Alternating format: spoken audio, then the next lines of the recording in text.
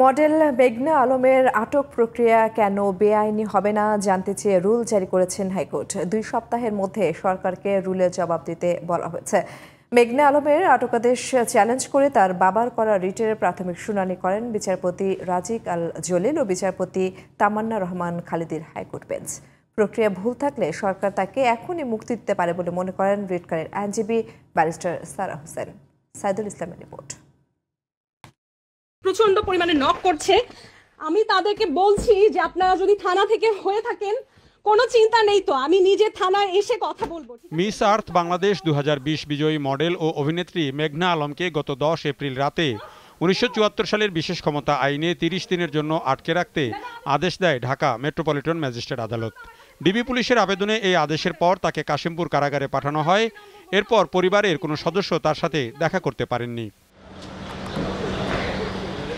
বিশেষ ক্ষমতা আইনে এই আটকাদেশের বৈধতা চ্যালেঞ্জ করে রোববার হাইকোর্টে রিট করেন মেঘনার বাবা বদরুল আলম।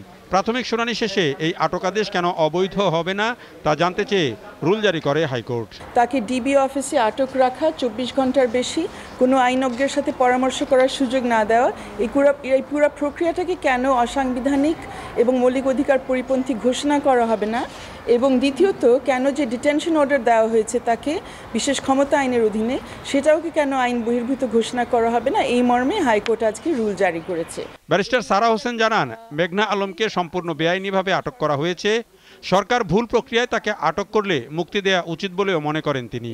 তাকে জেলখানা থেকে বের করার সুযোগ দেবেন এবং তাৎক্ষণিকভাবে আশা করছি তার পরিবারের সদস্যরা তার সাথে দেখা করতে পারবেন। এখন পর্যন্ত আমরা জানি এই আইনটা অত্যন্ত কুখ্যাত এবং বিশেষ ক্ষমতা আইন দিয়ে হাজার হাজার মানুষ, হাজার হাজার রাজবন্দী এই 50 বছর ধরে তাদের স্বাধীনতা হারিয়েছে, তাদেরকে আটক রাখা হয়েছে। এটা অত্যন্ত লজ্জাস্কর ব্যাপার আমাদের জন্য। সৌদি রাষ্ট্রদূতের সাথে সম্পর্কের জেরেই এই ঘটনা হয়েছে বলে দাবি করেন মেঘনার বাবা।